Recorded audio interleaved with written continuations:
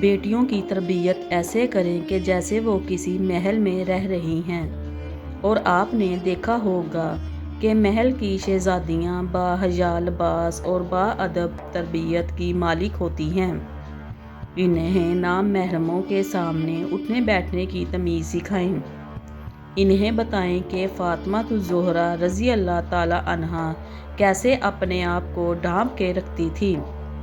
بچپن کی تربیت گیلی مٹی کی طرح ہوتی ہے، جدھر کو چاہے موڑ لیں۔ آپ بچوں کو دین کی طرف موڑیں۔ رب العالمین کے سامنے سرخرو ہونے کے لیے عورت کے مرنے کے بعد تدفین کے وقت جب اسے قبر میں اتارا جاتا ہے تو ایک آواز لگائی جاتی ہے کہ نامحرم حضرات دور ہو جائیں اور محرم قریب آ جائیں۔ پھر ایک بڑی چادر سے قبر کو چاروں طرف سے کور کر کے محرم مردوں کی موجودگی میں اسے قبر میں اتارا جاتا ہے۔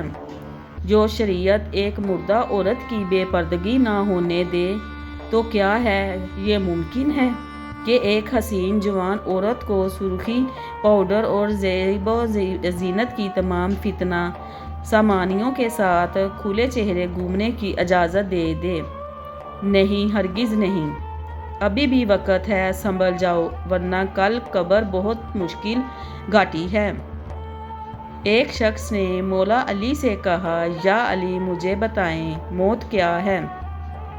مولا علی نے فرمایا، اگر میں تجھے حقیقت بتا دوں موت کیا ہے تو تم نے یقین نہیں کرنا۔ اس شخص نے کہا، آپ بتائیں، میں کروں گا یقین۔ مولا علی نے فرمایا، سنو، موت زندگی ہے۔ یہ بات سن کر وہ شخص خاموش ہو گیا۔ پھر اس نے کہا، یہ کیسے ہو سکتا ہے؟ انسان کی موت انسان کی زندگی ہو؟ مولا علی نے فرمایا، اچھا مجھے بتاؤ، جب تم پیدا ہوئے تھے کس حالت میں تھے؟ اس شخص نے کہا، میں تو کیا ہر انسان جب پیدا ہوتا ہے رو رہا ہوتا ہے۔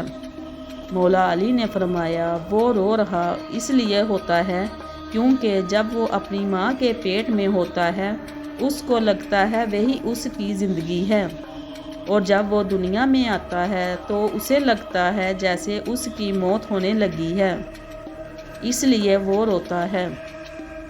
اور جب انسان دنیا سے چلا جاتا ہے تو لوگ روتے ہیں کہ اس کی موت ہو گئی ہے، مگر حقیقت میں تو وہ اپنی اصل زندگی کی طرف جا رہا ہوتا ہے۔ سبحان اللہ۔